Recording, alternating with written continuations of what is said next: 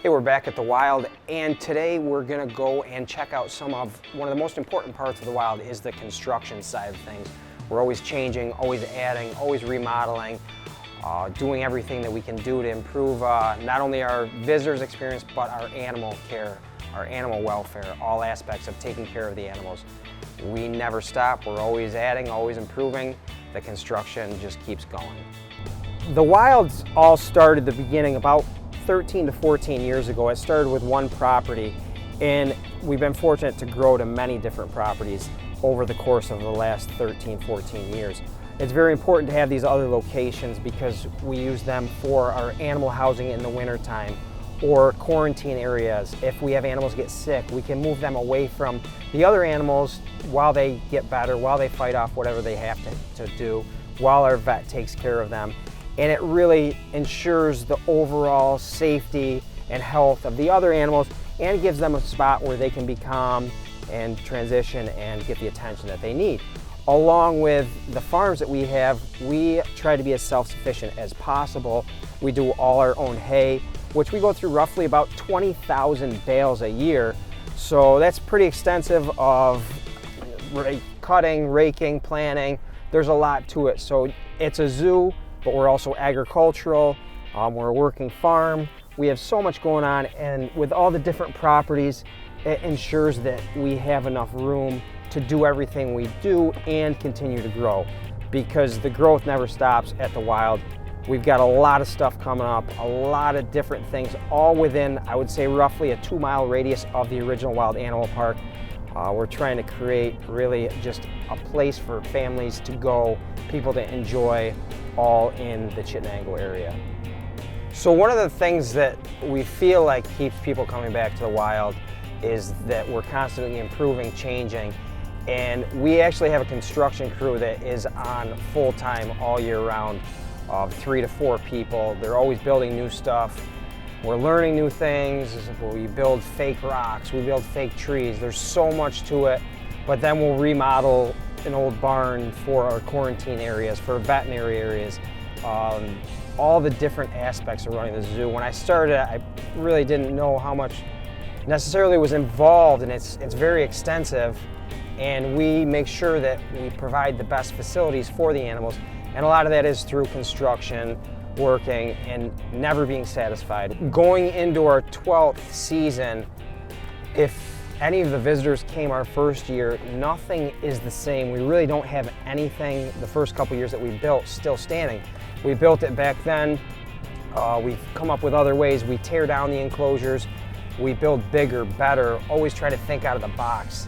I'd say that I'm never satisfied, which is kind of a blessing and kind of a curse at the same time, because it never allows me to slow down or our construction to slow down. But that's great for the animals, great for the public, great for our visitors. So part of our daily routine is just checking on the animals.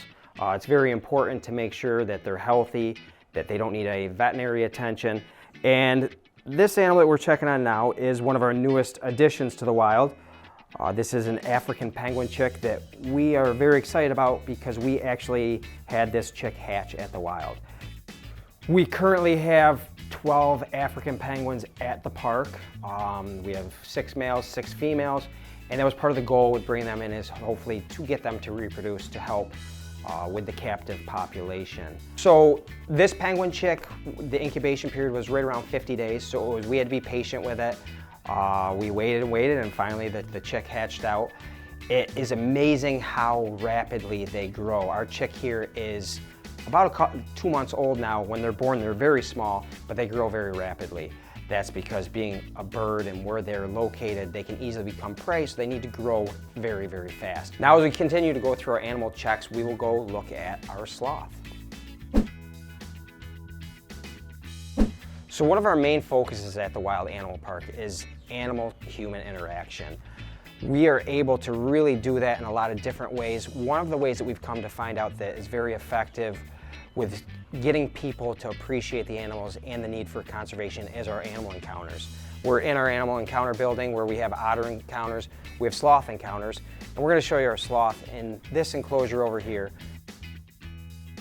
Now we're inside our sloth encounter area where we have a few different sloth, and we actually have a mom and a baby. The baby was born a couple months ago, so we're really excited about that. And this is where our visitors get to come in, interact, feed the sloth, actually get to hold a sloth.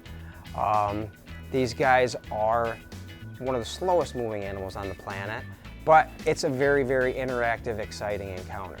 So we'll see if we can get Mom to eat.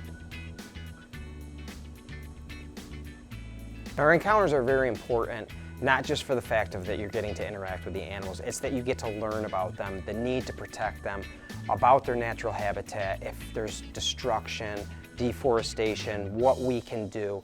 And that's part of our encounter, is really letting people know the plight of the animals, what they face, the challenges they face, and really humans being the voice for them because they can't speak for themselves. So it's a very, very important thing. Not only are you having fun getting to interact with the sloths, but you're learning about them and what we can do to protect them. So a lot of people may think that the sloth would be a slow, kind of boring encounter. As you can see when we get in with them, it's exactly the opposite. They see people, they become interactive. They want treats that we're able to give you to feed them. We allow you to touch them. We talk about them. You get to learn about them. You'll see they're very interested in what we are, and they enjoy interacting with us.